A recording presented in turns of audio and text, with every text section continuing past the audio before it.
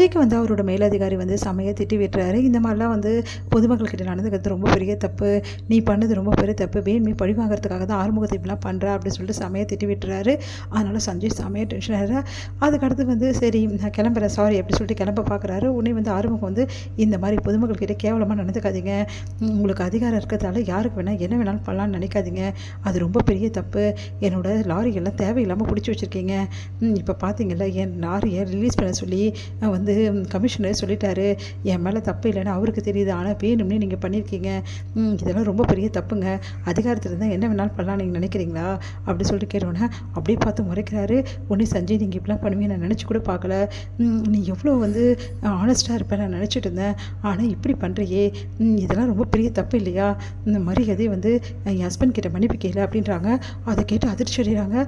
இது வந்து அப்படியே ஒன்றுமே புரியாமல் அப்படியே பைரவியை பார்க்குறேன். என்ன பைரவி, ஆறுமுகத்துக்கிட்ட நீ மன்னிப்பு கேட்டுதான் அவனு நீ பண்ண வேலைக்கு பொய்யான வந்து கேஸை போட்டு ஆறுமுகத்தை இந்த மாதிரி அலக்கழிக்கணும்னு நினச்சிருக்க, இது ரொம்ப பெரிய தப்பு, உன்கிட்ட நான் இது எதிர்பார்க்கல சஞ்சய் அப்படின்றாங்க.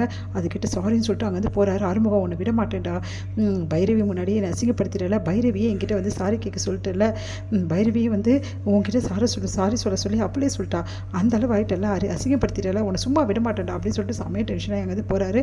உன்னை பைரவியை பார்த்து வந்து நீ ஏன் பைரவி இதில் தலையிட்ட, பின்ன இதெல்லாம் பார்த்துன்னா சும்மா இருக்க முடியாது, நான் எப்படியோ நினச்சேன், கடைசியில் சஞ்சய் இப்படி இருப்பான்னு நான் நினச்சி கூட பார்க்கல அப்படின்னு சொல்லிட்டு பைரவி போகிறாங்க. அன்னபூர்ணி வந்து சொல்கிறாங்க நம்ம சிவா கிட்ட, சிவா உனக்கு வந்து சிந்து கிடைக்கிறதுக்கு நீ கொடுத்து வச்சுருக்கணும்ப்பா, சிந்து இல்லைன்னா இந்நேரம் உன் நிலைமை என்ன ஆகுன்னே தெரிஞ்சிருக்காது, அந்தளவு உனக்கு எல்லா விஷயத்துலையும் காப்பாற்றி அவள் வந்து உன்னை எல்லாருமே பண்ணியிருக்கா, அதுக்கு வந்து நீ வந்து அவளை இந்த கேஸ்லேருந்து காப்பாற்றிருக்க, பெரிய விஷயம்ப்பா, ஆனால் ஒருத்தன் வந்து சிந்துவை பற்றி இவ்வளோ கேவலமாக பேசியிருக்கான், ஆனால் நீ ஒத்துக்கலை, அதுவும் நல்லதுதான்ப்பா, ஆனால் இந்த அளவு நீ சிந்து மேலே அன்பு வச்சுருக்க, இந்த அன்பு இப்படியே இருந்தால் எப்படிப்பா, எப்படியாவது சிந்து கூட வாழ ஆரம்பிக்கணும் சிவா, நீ சிந்து உன்னை ஏற்றுக்கிறதே பெரிய விஷயம், நீ அவ்வளோ பண்ணி கூட அவளுக்கு உன்னை ஏற்றுக்கிட்டா, இப்போ வரைக்கும் உன் கூட சேர்ந்து வாழணும்னு அவள் நினைக்கிறா, நீயும் அவள் கூட சேர்ந்து வாழ்றதான்ப்பா நல்லது, எல்லாத்தையும் மறந்துட்டு சேர்ந்து வாழப்பா அப்படின்னு சொல்லிட்டு அட்வைஸ் பண்ணிட்டு போகிறாங்க. இதை பார்த்துட்டு சிவா செம்மையாக டென்ஷன் ஆகிறாரு. உடனே சிந்துவை கூப்பிட்டு, சிந்து இங்கே பாரு சிந்து, என்னை என் பெரியம்மா இப்போ வரைக்கும் தப்பாகவே நினச்சிட்ருக்காங்க, அவங்க தப்பாக நினச்சிருது என்னால் தாங்கிக்கவே முடியல, எனக்கு ஏதாவது பண்ணணும்னு உனக்கு தோணுச்சுன்னா தயவு செய்து என் பெரியம்மா கிட்ட உண்மையை சொல்லு, அவங்க என்னை தப்பாக புரிஞ்சுன்னு ஒவ்வொரு நிமிஷமும் பேச பேச எனக்கு கஷ்டமாக இருக்குது சிந்து அப்படின்னு சொல்கிறாரு. அதை கேட்டுட்டு சிந்து வந்து யோசிக்கிறாங்க. இப்போ உன் பெரியம்மா கிட்ட நான் சொல்லணும்னு சொல்கிறியா, ஆமாம் நீ எல்லாம் உண்மையை சொல்லு, உன்னை நான் வந்து இந்த மாதிரி தூக்கின்னு போய் கல்யாணம் பண்ணலை அப்படின்ற உண்மையை சொல்லு ப்ளீஸ், உன்னை கெஞ்சி கேட்குறேன் அப்படின்றாரு. சரி ஓகே நான் இப்போவே சொல்லணும் அவ்வளோதானே, நான் இப்போவே சொல்கிறேன் அப்படின்னு சொல்லிட்டு என்ன பண்ணுறாங்க, நேராக போகிறாங்க. பின்னாடியே வந்து சிவாவும் போகிறாரு. பார்த்தா வந்து தவறான முடிவுக்கு சிந்து போக பார்க்குறாங்க. உன்னை சிவா தடுத்து நிறுத்துறாரு.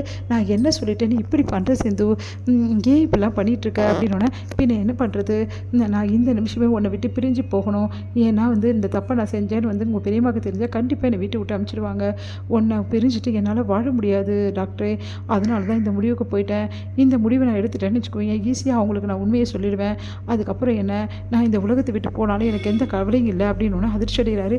இப்போ என்ன சிந்து, நான் உங்ககிட்ட இதெல்லாம் கேட்கக்கூடாது அவ்வளோதானே, சரி சிந்து நீயே சொல்கிற வரைக்கும் நான் இதுக்கப்புறம் கட்டாயப்படுத்த மாட்டேன் போதுமா, ப்ளீஸ் நீ இந்த மாதிரி முடிவுக்கெல்லாம் போகாத, நீ என்னைக்கு மனசு மாறி நீயே வந்து இந்த உண்மையை வந்து என் பெரியம்மா கிட்ட சொல்கிறியோ அன்னைக்கு சொல்லு, அது வரைக்கும் உனக்காக காத்துட்ருப்பேன் அப்படின்னு சொல்லிட்டு உறுதி கொடுக்குறாரு.